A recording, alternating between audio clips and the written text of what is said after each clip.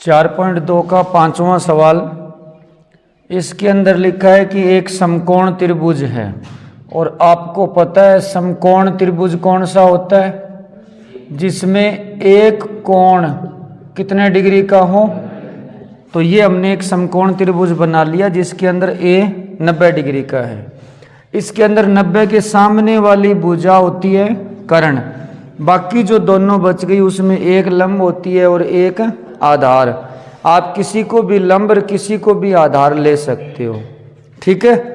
बाकी आधार वो भुजा होती है जिस पे दो कोण बने होते हैं और कोण के सामने वाली भुजा कौन सी होती है, लंब।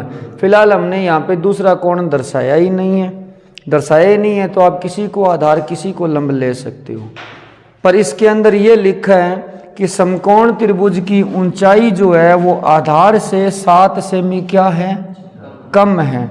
तो मान लेते हैं अपने आधार जो है वो x है आधार क्या लेते हैं, x सेमी ले लेते हैं। ये आधार है, मान लो ये x सेमी है। कितना सेमी है? तो इसकी जो ऊंचाई है वो कितना सेमी कम है बताओ? वो 7 सेमी कम है। कितना सेमी कम है?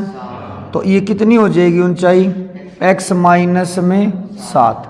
और इसमें कर्ण की लंबाई दी है 13 सेमी। कर्ण कितना दिए हैं? तो यहाँ पे हमने पहले आधार माना x, ये कह रहे हैं ऊंचाई 7 सेमी कम है। ऊंचाई कितना सेमी कम है? 7 सेमी। तो x माइनस 7 हो गई। कर्ण कितना लंबा है? 13। तो यहाँ पे सिंपल सी बात है, आधार और ऊंचाई ज्ञात करनी है तो पाइथागोरस प्रमेय लगानी पड़ेगी। आप हमेशा ध्यान रखना, समकोण त्रिभुज के अंदर अगर कभी भुजा की लंबाई ज्ञात करना हो ना तो सिर्फ पाइथागोरस प्रमेय बताती है। कौन बताती है? तो पाइथागोरस प्रमेय लगानी है। तो आप यहाँ लिख दो पाइथागोरस प्रमेय से। पाइथागोरस प्रमेय का एक और नाम भी है, पता है क्या आपको? इसे क्या बोला जाता है? इसे बोला जाता है बोधायन प्रमेय, ठीक है। ये बोधायन प्रमेय क्या होती है पता है आपको? ये होती है कर्ण का स्क्वायर बराबर में होता है आधार का स्क्वायर प्लस में। देखो कर्ण इसमें सबसे बड़ी होती है, तो इस अकेली का वर्ग इन दोनों के वर्ग के योग के बराबर होता है। तो यहाँ कर्ण कितना है जरा बताना? कर्ण कितना है? अच्छा, आधार कितना है? उसके ऊपर क्या करना है? स्क्वायर प्लस में। लंब कितना है? x माइनस में, तो इसका क्या करना है? Whole square. अब ये होल स्क्वायर खोल देते हैं, मैं यहाँ लिख रहा हूँ 13 का स्क्वायर है 169। x का स्क्वायर पड़ा ही है, यहाँ स्क्वायर सूत्र कौन सा लगेगा? x माइनस वाई का होल स्क्वायर। क्या होता है? x स्क्वायर प्लस, पहले तो इन दोनों का स्क्वायर, फिर माइनस में 2 अपनी तरफ से इन दोनों का गुणा। तो वैसे पहले इसका स्क्वायर फिर इसका स्क्वायर फिर माइनस में 2 फिर दोनों का गुणा। तो बोलो क्या लिखूं? ये तो लिख ही दिया। पहले क्या आएगा? x का स्क्वायर प्लस 7 का स्क्वायर माइनस में 2, x की जगह x है ही और y वाली जगह क्या है? तो यहाँ क्या आएगा? गुणा में 7। थोड़ा सही करते हैं, 169 उस साइड ले जाओ, यहाँ क्या बचेगा? 0। x स्क्वायर प्लस में 49 माइनस में ये कितना हो गया? 14x। ये 169 इधर आएगा तो किसका हो जाएगा? माइनस का। कितना हुआ बोलो? ये 2x स्क्वायर का 2x स्क्वायर माइनस का 14x।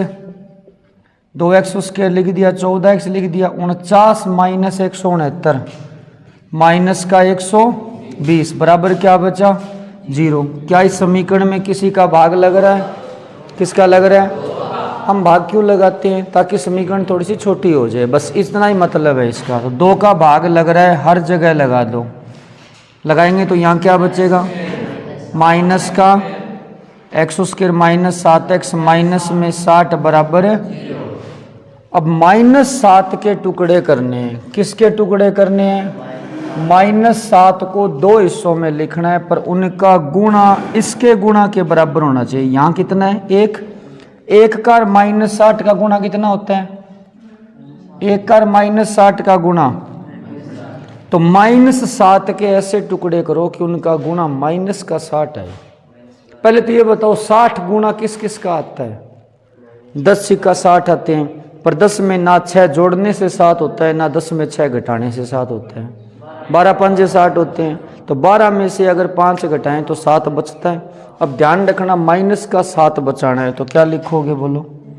पहले एक्स स्क्वायर का एक्स स्क्वायर, हाँ बोलो, माइनस का 12 या प्लस का 12? माइनस का 12x और प्लस का 5x। प्लस का कितना हो जाएगा? क्योंकि 12 पंजे कितने हो गए? 60, और माइनस 12 प्लस 5 माइनस के 7, और माइनस का 60 बराबर, अब मैं यहाँ लिख रहा हूँ शुरू वाले दो में कॉमन, कल से करते आ रहे हैं। x क्या बचेगा? x माइनस में 12, इन दोनों में कॉमन, 5 का भाग लग रहा है ना दोनों में, तो x तो रह जाएगा। 5 का भाग दोगे 60 में तो कितना बचेगा? बराबर। अब इन दोनों में common x minus x plus 5 बराबर है। अब बोलो x माइनस 12 बराबर 0 और x प्लस 5 बराबर 0, तो x का मान कितना हो गया? और यहाँ x क्या थी इस सवाल में? आधार था। आधार माइनस में हो सकता है क्या? तो इसका मतलब अतः आधार, अतः आपका इस त्रिभुज का आधार कितना हो गया? 12 सेमी। कितना सेमी हो गया? इसलिए ऊंचाई, और ऊंचाई तो 12 में से कितनी कम थी? 7 कम थी, तो ऊंचाई कितनी बचेगी? 5। और कर्ण आपको दिया ही था कितना? 13। आप यहाँ पे आराम से देख सकते हो, 12 का स्क्वायर 144, 5 का स्क्वायर 25, 144 और 25 169, जो कि किसके बराबर है? 13 के वर्ग के बराबर है। तो इस तरीके से ये सवाल करना है, ठीक है। सवाल नंबर 6। सवाल नंबर 6 के अंदर एक कुटीर उद्योग है। कौन सा उद्योग है? कुटीर उद्योग वो होते हैं जो छोटे उद्योग होते हैं, जो छोटे लेवल पे बनाते हैं, जैसे कुम्हार घड़ा बनाता है, या घरों में औरतें दरियाँ बनाती हैं, या कई झाड़ू बनाने का काम करती हैं, या कई अगरबत्ती पैक करने का काम करते हैं। ऐसे करते हैं ना, कई दिवाली का टाइम आएगा तो कई दीपक बनाने का काम करेंगे। तो ये जो काम होते हैं ये कुटीर उद्योगों के अंदर आते हैं। कई महिलाएं घरों पे पापड़ बनाने का काम भी करती है ना। तो ये जो काम होते हैं ये कुटीर उद्योग के अंदर, लघु उद्योगों के अंदर आते हैं, छोटे उद्योगों के अंदर। तो इस सवाल के अंदर ये कहा है कि एक उद्योग है जिसके अंदर कुछ बर्तनों का निर्माण होता है। किसका? तो मान लेते हैं गिलास का निर्माण होता है। तो ये कह रहा है एक गिलास का जो खर्चा है वो कैसे लगाया जाता है कि उस दिन कितने बर्तन बने, उनके दुगने से 3 ज़्यादा खर्चा है। मान लो उस दिन 6 बर्तन बने। कितने बर्तन बने? 6 बर्तन बने। तो एक गिलास का 6 गिलास बने ना, 6 गिलास बने, तो एक गिलास का खर्चा कितना आएगा पता है? 6 को करो दुगना, उस दिन 6 गिलास बने, और प्लस में जोड़ो 3, तो कितना हो गया? तो एक गिलास का खर्चा उस दिन का 15 रुपये। अगर मान लो उस दिन 10 गिलास बने, कितने गिलास बने? 10 गिलास, तो 10 को दुगना करो प्लस 3, 10 दूआ 20 और 3 अब 23 रुपया एक गिलास का खर्चा है। मतलब उस दिन जितने गिलास बनते हैं ना उनका डबल कर दो और 3 जोड़ो। मान लो उस दिन 100 गिलास बने। कितने गिलास बने? तो एक गिलास का खर्चा पता है कितना आएगा? 100 का डबल करो 200, 200 में 3 जोड़ो, 203 रुपये एक गिलास का खर्चा है उस दिन का। समझ में आई बात? तो ये कह रहे बताओ उस दिन बर्तन कितने बने और एक बर्तन का खर्चा कितना है। तो सबसे पहले तो ये मान लेते हैं उस दिन जो बर्तन बने, मान लेते हैं बर्तनों की संख्या, मान लेते हैं बर्तनों की संख्या। बर्तनों की संख्या कितनी मान लेते हैं? x नग। मान लेते हैं x नग बने, तो एक बर्तन का खर्चा या एक बर्तन पर लागत, हाँ कितनी होगी लागत बताओ?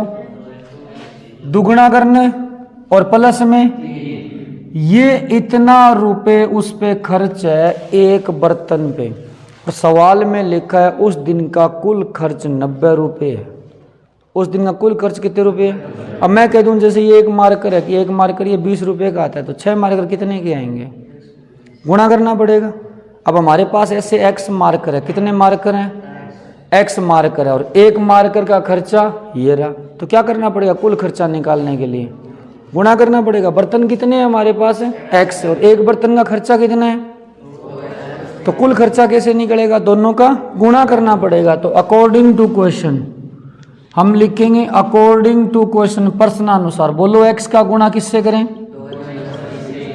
ये x क्या चीज है, बर्तनों की संख्या। ये 2x + 3 क्या है, सारे बर्तनों का खर्चा है, एक का। दोनों का गुणा क्यों कर रही है, क्योंकि टोटल खर्चा दिया हुआ है सवाल में कितना, 90 रुपये। तो बराबर में कितना रुपए रखेंगे, चलो रख देते हैं, सही करते हैं। x का मल्टीप्लाई करो, 2x² + 3x - 90 बराबर है, ये -90 कहाँ से आ गया, बराबर वाले से। क्या इसमें किसी का भाग लग रहा है, लग रहा है क्या भाग, नहीं लग रहा, नहीं लग रहा तो गुणनखंड करो।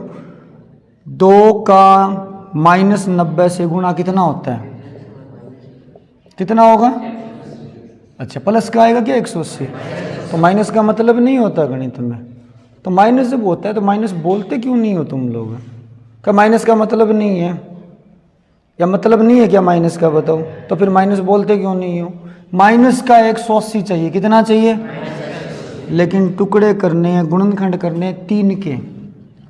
अब 3 का टुकड़ा तो 1 और 2 भी होता है, 2 और 1 भी होता है, 4 और 1 भी होता है, नहीं होता, 4 में से 1 गया 3 बचता है। पर अपने को 180 लाना है माइनस का, तो 180 का, और देखो ये 180 किस किस का गुणा से आता है, 15 और 12 का आएगा शायद, किसका आएगा, 15 में से 12 गए 3 बचते हैं, 15 को 12 से गुणा करके देखो कितना आएगा, 180 आएगा। तो इसके टुकड़े होंगे 15 और, क्योंकि 15 में से 12 गए 3 और गुणा करेंगे तो 180। तो अब बताओ 15 प्लस के लिखूं कि माइनस के, प्लस का 3 बचाना है तो प्लस का ज़्यादा लिखना पड़ेगा, तो 2x² का 2x², प्लस का 15 माइनस का, और माइनस का 90 बराबर 0। माइनस का 15 लिख देते तो माइनस का 15 और प्लस का 12 लिख देते तो माइनस वाले 3 बचते, बचाने किसके हैं, बस। क्या इसमें दोनों में 2 कॉमन आ सकता है, 2 का नहीं आ सकता, क्या कॉमन आएगा, क्या बचा यहाँ पर 2x + 15। अब यहाँ भी 2x ही बचेगा, तो क्या कॉमन लेना चाहिए, प्लस का 6 माइनस का 6 कॉमन लेंगे, तो -6 का भाग 2, इसमें माइनस कट गया, 6 का 12 में भाग है, वापस गुणा करके देखो, -6 का 2 से गुणा, माइनस का 12 आ रहा है ना सही, -6 का भाग 2 -90 में, 15 छिक्के 90 होते हैं, तो 15 आ गया बराबर में 0। वापस गुणा कर लो, -6 का 15 से गुणा, 15 छिक्के -90 बराबर कितना है 0। अब वापस कॉमन लो, क्या आएगा, सवाल है ना लेफ्ट साइड से ऐसे सीधा रखा करो ताकि सही लगे थोड़ा सा। क्या कॉमन आया, और क्या बचा बराबर में। अब एक बार इसके बराबर 0 करो, 2x + 15 बराबर 0 और x - 6 बराबर है, तो कितना आया x का मान, -15/2, और यहाँ से x का मान। इस सवाल में x क्या चीज़ थी, बर्तनों की संख्या। बर्तनों की संख्या नेगेटिव हो सकती है, इसका मतलब x का मान 6 है, यानी उस दिन बर्तन बने थे 6 गिलास। हमने शुरू में लिया था ना, कितने गिलास बने थे, 6 बने थे। तो 1 गिलास का खर्चा कितना आएगा, 1 गिलास का खर्चा 6 × 2 + 3 15 रुपये, तो 6 गिलासों का कितना हो गया, 1 गिलास का 15, तो 6 गिलासों का 15 छिका 90 रुपये, 90 रुपये तो था। तो ये सवाल है आपका, ठीक है। अब चैप्टर 4.3 के अंदर हमें जो ये द्विघात समीकरणें होती है, जैसे ये द्विघात समीकरण है ax² + bx + c बराबर है, ये मानक द्विघात समीकरण है। कौन सी समीकरण है ये मानक द्विघात समीकरण है, ये स्टैंडर्ड इक्वेशन है। ये मानक का मतलब होता है दुनिया की तमाम द्विघात समीकरणें, सारी की सारी द्विघात समीकरणें इसके जैसी होती है, इससे तुलना की जाती है। अब इस समीकरण के कितने मूल आते हैं जब अपने इसको हल करते हैं, तो बताओ इसके कितने मूल आते हैं, 2 नहीं आते क्या, अरे ये 2 घात की समीकरण है तो इसके कितने मूल आते हैं? अभी अभी आया था ना -15/2 और 1 6 आया था, तो हमेशा इसके कितने मूल आते हैं? अब वो दोनों मूल हल करने से ही पहले पता लगा सकते हम कि वास्तविक आएंगे या काल्पनिक आएंगे या दोनों अलग अलग आएंगे या सेम आएंगे।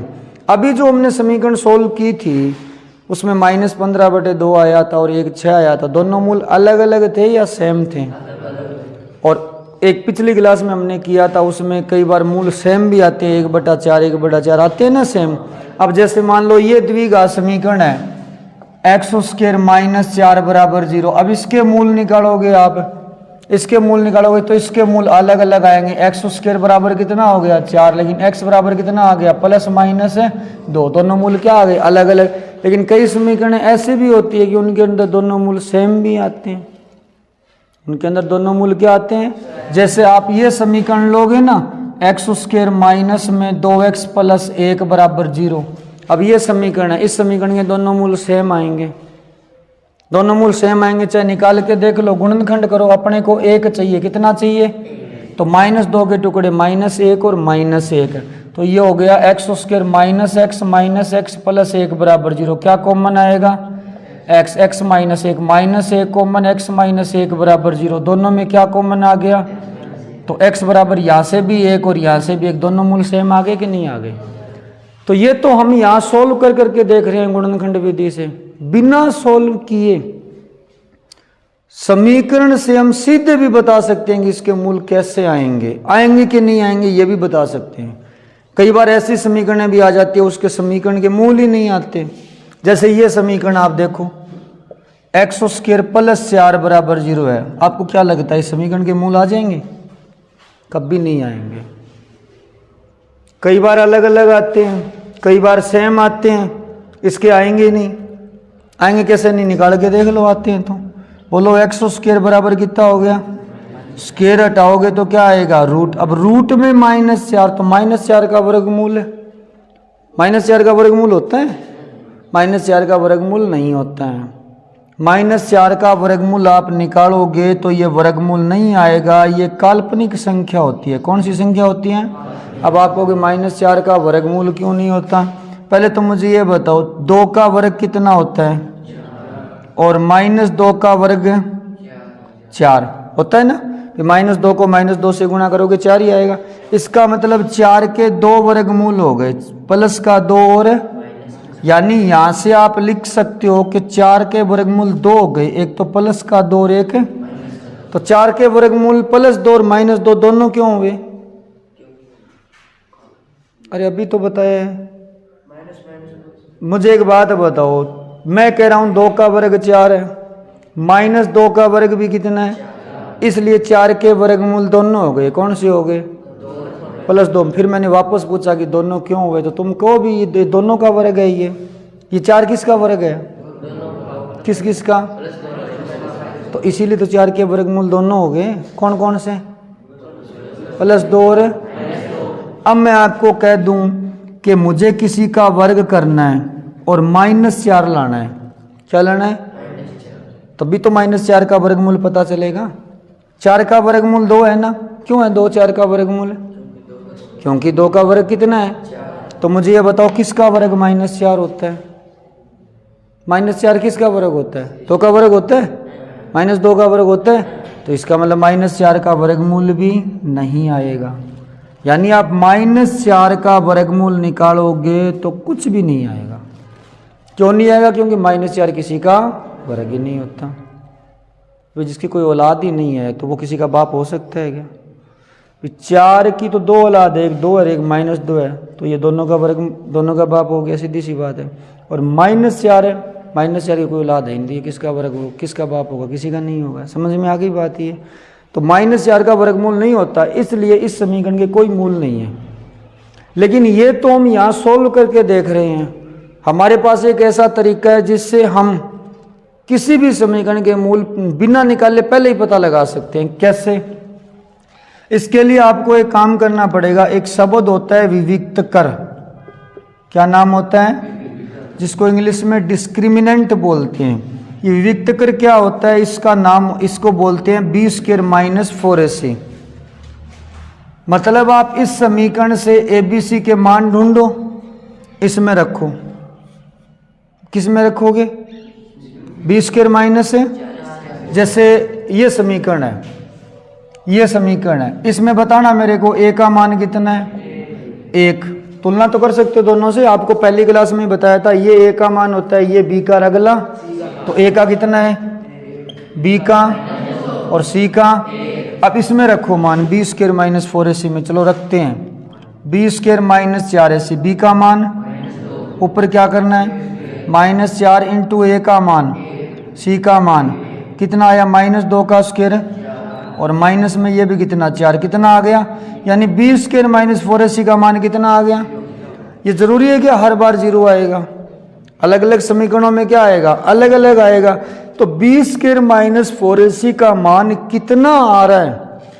अब जैसे आप इसमें निकालोगे, बी स्क्वायर माइनस 4AC का मान इसमें निकालोगे, इसमें ए का मान कितना है बताना, बी का, एक्स वाला पद ही नहीं है, तो बी वाला कितना है, 0, बी की जगह 0, -4 इंटू ए का मान 1, सी का मान 4, ये कितना आया, -16। इसमें 0 आ रहा है, इसमें -16 है, तो बी स्क्वायर माइनस 4AC का मान कितना आता है, उससे पता चलता है कि मूल कैसे होंगे। कैसे, अभी देखो बी स्क्वायर माइनस 4AC का मान, पहली कंडीशन, अगर ये मान 0 से बड़ा आ जाए, क्या आ जाए, अभी 0 से बड़ा आया था क्या, दोनों में किसी में आया था, किस में आया था, नहीं आया। अगर आ जाए, इसमें आएगा, इसमें आप बी स्क्वायर माइनस 4AC का मान निकालोगे, 0 से बड़ा आएगा। तो अगर 0 से बड़ा आ जाए तो इसका मतलब होगा कि जो मूल है ना इसके दोनों, वो दोनों मूल वास्तविक होंगे। क्या होंगे, वास्तविक का मतलब वास्तव में आएंगे, इसकी तरह नहीं होगा कि आए ही ना, मूल वास्तविक होंगे। और दूसरी बात होंगे अलग अलग, क्या होंगे, देख लो आप, इसमें दोनों मूल अलग अलग नहीं थे क्या, +-2 अलग अलग थे। दूसरी कंडीशन, अगर बी स्क्वायर माइनस 4AC का मान बराबर 0 ही आ जाए, क्या आ जाए, बी स्क्वायर माइनस 4AC का मान 0 के बराबर आ जाए, यानी 0 आ जाए, 0 आया था क्या कहीं पे। अब मूल कैसे होंगे, मूल वास्तविक तो होंगे पर दोनों क्या होंगे, बराबर होंगे। क्या होंगे, बराबर होंगे। ये रे, ये किस में आया था 0, किसके लिए आया था, इसके लिए आया था ना, निकाला था ना हमने मान। इसमें कितना आए मूल, दोनों बराबर आए कि नहीं आए, और वास्तविक है कि नहीं है, काल्पनिक तो नहीं है ना ये, तो ये वास्तविक है, तो दोनों मूल बराबर होंगे, वास्तविक होंगे। तीसरी कंडीशन बनती है, बी स्क्वायर माइनस 4AC का मान अगर 0 से छोटा हो जाए, 0 से क्या हो जाए, यहाँ कहीं 0 से छोटा आया था क्या, कहीं नहीं आया था, तू अंधा है क्या, ये क्या है, -16 0 से छोटा नहीं होता क्या, तो इसमें आया था ना। तो बी स्क्वायर माइनस 4AC अगर 0 से छोटा आ जाए तो मूल कैसे होंगे, अरे इसमें कैसे आए थे मूल, ये मान हमने किसके लिए निकाला है, -16, इसी के लिए निकाला होगा, तो इसके मूल कैसे आए थे, तो सीधी सी बात है कि इसके मूल क्या होंगे। तो ये 3 कंडीशन आपको याद रखनी है। अगर बराबर 0 है तो मूल बराबर, बराबर 0 है तो मूल है, और अगर 0 से छोटा आ जाए यानी ये मान नेगेटिव आ जाए, क्या आ जाए, तो मूल कैसे होंगे। और अगर ये मान प्लस का रहे, पॉजिटिव रहे, जैसे पॉजिटिव यहाँ आया था 0, पॉजिटिव निकाला नहीं था हमने, उसमें निकलेगा, तो मूल कैसे होंगे, वास्तविक और अलग अलग होंगे। ये ऐसा होता क्यों है, इसके पीछे भी एक वजह है। देखो क्या वजह है, मैं आपको बताता हूँ। इसके पीछे एक वजह है, हम जब कोई समीकरण सॉल्व करते हैं ना, तो उसे सॉल्व करने का एक फॉर्मूला है, गुणनखंड विधि तो हम लगाते ही लगाते हैं, उसके अलावा सॉल्व करने का एक सूत्र है जिसका नाम होता है द्विघाती सूत्र। क्या नाम होता है, ये द्विघाती सूत्र जो है, ये जिस विधि में यूज होता है उस विधि का नाम है श्रीधर आचार्य विधि। श्रीधर आचार्य विधि। तो ये द्विघाती सूत्र क्या होता है, सुनो, ये सूत्र होता है x बराबर माइनस का b प्लस माइनस दोनों निशान, फिर रूट के अंदर आता है b² - 4ac, पूरे के बटे में आता है 2a। इस सूत्र से इस समीकरण के डायरेक्ट मान निकलते हैं। जैसे अभी हमने यहाँ एक एक मान निकाले थे ना, निकाले थे कि नहीं निकाले थे? आप डायरेक्ट इसमें रख के भी निकाल सकते हो। चलो देखिए मैं आपको निकाल के दिखाता हूँ। रखो माइनस, माइनस का माइनस, बी का मान बोलो इस सवाल के अंदर कितना है बी का मान, तो यहाँ बी की जगह रखेंगे -2। ये दो माइनस कैसे हो गए? एक तो सूत्र में है और एक बी का मान कितना है, प्लस माइनस रूट, हाँ बोलो बी स्क्वायर -2 का स्क्वायर -4 इंटू ए का मान 1, सी का मान 1 बटे में ए का मान है, ए का मान कितना है? अब मुझे ये बताओ, ये जो बी स्क्वायर -4ac है ये रूट के अंदर नहीं आ रहा क्या? रूट के अंदर आ रहा है ना। सोचो ये जो बी स्क्वायर -4ac हमने लिखा है ये अगर माइनस का आ जाए, किसका आ जाए, तो रूट के अंदर माइनस आएगा तो मूल कैसे हो जाएंगे? यहाँ आया था ना, समझ गए आप लोग? तो ये रूट में होने के कारण ऐसा होता है। अब मान लो जैसे ये इसको सोल्व करें अपने, माइनस माइनस प्लस का 2 प्लस माइनस ये कितना हो गया 4, और आगे भी कितना है -4 बटे में कितना है 2, ये कितना हुआ बोलो? तो 2/2 ही तो बचा, बाकी तो सारा क्या हो गया 0। 2/2 कितना आ गया 1 आ गया, यानी इसका एक ही उत्तर आया और वो है 1। अब दूसरा भी इसका क्या होगा 1 ही होगा, दोनों मूल सेम आ गए। अब ये सेम क्यों आए? क्योंकि प्लस माइनस के बाद में क्या आ गया 0 आ गया, तो +0 करेंगे 2 में तो भी 2 रहेगा, और 2 -0 करेंगे तो भी क्या रहेगा 2 ही रहेगा। अगर मुझे ये बताओ, अगर ये रूट वाला माइनस में 4 आ जाता, जैसे मैं इसके लिए लगाऊं, इसके लिए लगाना, इसके लिए अगर यही सूत्र है मैं इस सवाल के लिए लगाऊं तो बोलो x बराबर क्या होगा माइनस बी का मान, बोलो इस सवाल के लिए बोलो बी का मान कितना है यहाँ पे 0, प्लस माइनस रूट बी का मान 0 -4 इंटू ए का मान, बोलो ए का मान है, सी का मान है 4 बटे में 2 इंटू ए का मान 1, ये हो गया 0। चलो 0 तो गया, प्लस माइनस भी पड़ा है, रूट ये कितना हुआ बोलो रूट के अंदर माइनस का 16 बटा 2। अब बताओ रूट में -16 आ गया तो मूल कैसे हो गए? इसका मतलब ये सारा खेल किस पर डिपेंड है, बी स्क्वायर -4ac पे। अब ये बैठा है रूट में, इस सूत्र में कहाँ बैठा है, और रूट में आपको पता है अगर माइनस का आ जाए तो मूल कैसे होते हैं, मूल कैसे होते हैं? तो इसीलिए लिखा जाता है कि बी स्क्वायर -4ac अगर 0 से छोटा आ रहा है तो मूल कैसे होंगे, और 0 ही आ जाए तो, जैसे यहाँ आया था ना 0, ये बी स्क्वायर -4ac वाला मान यहाँ कितना हो गया था, तब दोनों मूल कैसे आते हैं बराबर। ये बराबर क्यों आते हैं? क्योंकि प्लस माइनस 0 होता है, तो कोई संख्या में आप +0 करोगे तो भी वही उत्तर आएगा, और किसी संख्या में -0 करोगे तो भी वही उत्तर आएगा। बात समझ में आ रही है ये?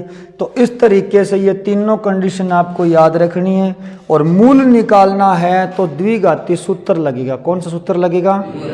ये सूत्र आपको याद रखना है। और ये सूत्र किस समीकरण में काम करता है? हर एक समीकरण में तो ही का, अच्छा 4.4 ये याद रखिएगा। मेरी बात सुनो, ये सूत्र सिर्फ एक ही जगह काम करता है, और वो जगह है द्विघाती समीकरण। कौन सी समीकरण है? इस टाइप की अगर समीकरण आ जाए, इस टाइप की समीकरण आ जाए तो उसके मूल निकालने का ये एकमात्र फॉर्मूला है, या फिर गुणनखंड विधि लगाओ। पर कई बार गुणनखंड विधि लगती नहीं है, तो वहाँ कौन सा तरीका लगेगा? ये द्विघाती सूत्र वाला तरीका ही लगेगा। समझ में आई ये बात? ठीक है। तो इसमें आप में मूलों की प्रकृति बतानी है। मूलों की क्या बतानी है? और प्रकृति बताने का काम करता है विविक्त कर। कौन करता है? और विविक्त कर क्या होता है? विविक्त कर क्या होता है? सेब होता है कोई, तो क्या होता है विविक्त कर? B square -4ac। तो उसमें मान रखने से पहले ABC का मान पता लगाते हैं। तो इस समीकरण की तुलना करो आप इससे, ax square plus bx plus c बराबर 0 से तुलना करो। बोलो a का मान 2, b का मान b की जगह, और c का मान 5। अब लिखो अतः विविक्त कर। अतः लिखो विविक्त कर। विविक्त कर क्या होता है बोलो? बी स्क्वायर माइनस है, चलो इसका मान निकालते हैं कितना आता है। बी का मान रखो -3, ऊपर क्या लगाना है इसके -4 इंटू ए का मान, सी का मान कितना हो गया ये 9 - 4 दूए 8, 8 पंजे 40 माइनस का 31। ये 0 से बड़ा है, 0 से छोटा है या 0 के बराबर है? तो इसको क्या लिखें 0 से। इसका मतलब ये हो गया कि बी स्क्वायर -4 AC का मान 0 से छोटा आ गया। और जब ऐसी कंडीशन आ जाती है तो मूल कैसे होते हैं? अच्छा ये बताओ, ये 0 से छोटा होने की वजह से काल्पनिक क्यों हो जाते हैं? क्योंकि ये उस द्विघातीय सूत्र के अंदर रूट में आता है। किस में आता है? तो रूट में अगर 0 से छोटी माइनस की संख्या आएगी तो काल्पनिक तो हो ही जाएगा। अगर वो सूत्र हम लगाएंगे तो बी स्क्वायर -4 AC की जगह क्या लिखना पड़ेगा? -31, और -31 लिखते ही वो रूट के अंदर आएगा और वो क्या हो जाएगा? काल्पनिक हो जाएगा। तो लिख देना मूल काल्पनिक होंगे। मूल कैसे होंगे? तो मूलों का अस्तित्व है क्या यहाँ पे? नहीं है। अरे काल्पनिक का मतलब कल्पनाओं की दुनिया में, सपनों की दुनिया में है, ये वास्तव में नहीं है। तो ज्ञात ही नहीं करना इनको। अगर आएंगे वास्तव में तो ज्ञात करेंगे। ठीक है, अब इसमें सोल्व करके देखते हैं। हाँ, इसकी तुलना और करो इसके साथ। बोलो ए का मान, इस समीकरण से करो। ए का मान 3, पहले लिखना है ये बी का मान, सी का मान, क्या निकालना है? विविक्त कर है। हाँ, विविक्त कर निकालना है। विविक्त कर क्या होता है बोलो? बी स्क्वायर माइनस है, हाँ बोलो बी का मान -4√3, ऊपर क्या करना है -4 इंटू ए का मान, सी का मान। चलो सोल्व करते हैं। माइनस का स्क्वायर क्या होता है?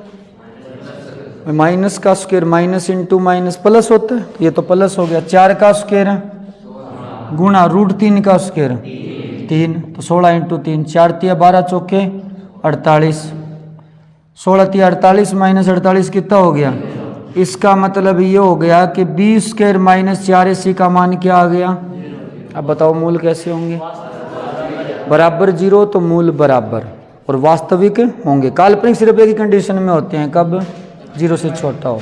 तो मूल कैसे होंगे? बराबर होंगे और वास्तविक होंगे। ये मूलों की प्रकृति है, नेचर है। अब इसी के अंदर एक समीकरण और कर लेते हैं लगे हाथ। समीकरण क्या है? 2x² - 6x + 3। एक समीकरण और है तीसरे सवाल के अंदर, 2x² - 6x + 3 बराबर। मैं सीधा विविक्त करके अंदर मान रख रहा हूँ बी स्क्वायर -4 AC। बोलो बी का मान, बी का मान कितना है? और -4 इंटू ए का मान, सी का मान, सही करो, -6 का स्क्वायर 36, -4 दूआ 8 तिया है 24, 36 में से 24 गए 12। अब ये मूल 0 से क्या आ गया? बड़ा आ गया। ये 0 से बड़ा आ रहा है ना, तो 0 से बड़ा आ गया। अब क्या होगा बोलो? वास्तविक और अलग अलग। अब वास्तविक आ गए तो मूल आपको निकालने पड़ेंगे। मूल क्या करने पड़ेंगे? निकालने पड़ेंगे। तो निकालने के लिए कौन सा फॉर्मूला लगाओगे बोलो? x बराबर -b प्लस -√b² -4 AC बटा -b का मान। बोलो कितना है b का मान? तो यहाँ रखेंगे माइनस है, प्लस माइनस, इसका तो निकाला ही था ना b² -4 AC का, वही लिख दो सीधा ही। कितना है?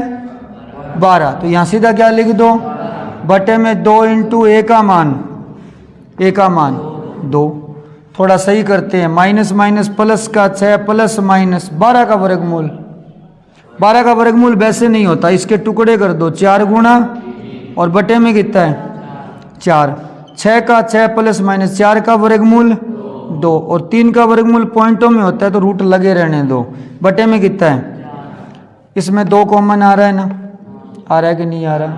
चलो मैं यहाँ लिख रहा हूँ, 2 कॉमन लो, 2 कॉमन ले लिया, क्या बचेगा यहाँ पर? 3 प्लस माइनस 2 कॉमन, यहाँ क्या बचेगा? बटे में 2 का 4 में भाग 2, तो 2 उत्तर हो गए। एक बार प्लस लिखोगे 3 प्लस √3 बटा 2 और एक बार लिखो माइनस 3 माइनस √3 बटा, ये 2 मूल हैं इसके। कहेंगे इसमें गणियरी। अब आप इसमें गुणनखंड विधि लगाओगे तो भी नहीं लगेगी। आप यहाँ अगर गुणनखंड विधि लगाना चाहोगे ना, 2 तिया 6 चाहिए, 6 के टुकड़े करो, कभी नहीं आएगा 6। समझ में आ गई बात है? तो इसीलिए आपको क्या करना है, यहाँ पे द्विराचार्य विधि लगानी है। कौन सी विधि लगानी है? तो इस तरीके से आप द्विराचार्य विधि लगा के किसी भी समीकरण के मूल निकाल सकते हो, मूलों की प्रकृति बता सकते हो। अब दूसरा सवाल,